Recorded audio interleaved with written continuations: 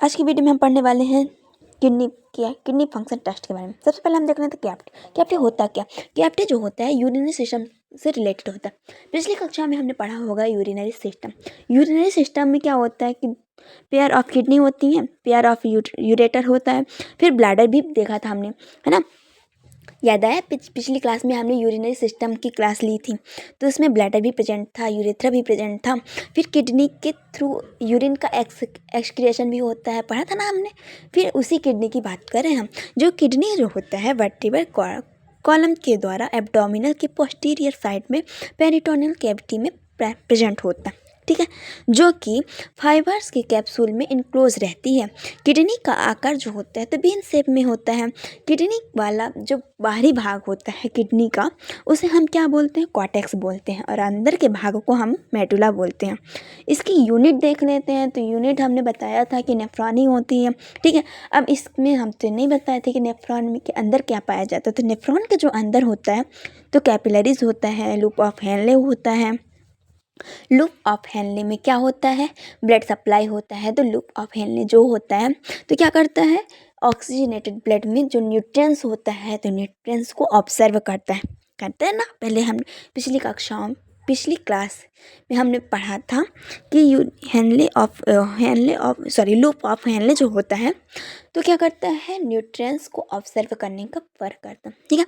फिर हम देख लेते हैं ट्यूबल्स होती हैं। तो ट्यूबल्स कौन कौन से होते हैं, तो डिस्टल कॉन्वोल्यूटेड ट्यूबल्स होती हैं, glomerulus the proximal convoluted tubules भी पाए जाते हैं, ठीक है। अब आते हैं रीनल का फंक्शन क्या होता है।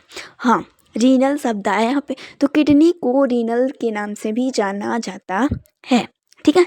तो इसका फंक्शन हम देख लेते हैं। तो ये maintenance of the water and electrolyte balance of the body में जो होता है तो वाटर और इलेक्ट्रोलाइट का बैलेंस बना के रखता है।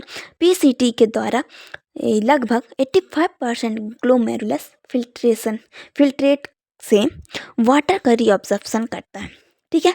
अब पीएच मेंटेन करते हैं, कैसे करता है, तो ब्लड का जो पीएच घटता या फिर बढ़ता रहता है, तो किसके कारण बढ़ता है, हमारी किडनी के कारण बढ़ता है, ठीक है। फिर आता है एक्सक्रीशन।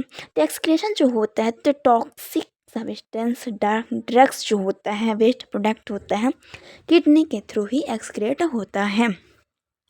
फिर आता है, हम देख लेते हैं किसके बारे में, प्रोडक्शन ऑफ इरिथ्रोपोइटिन पोइसिस, ठीक है।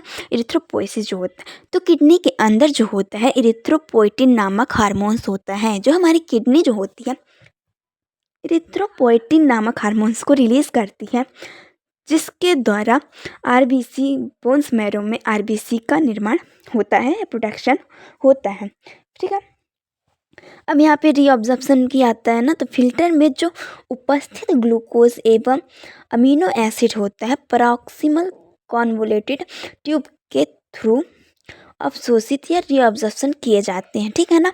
तो हम देख लेते हैं किडनी फंक्शन टेस्ट में कौन कौन से टेस्ट को परफॉर्म किया जाता है।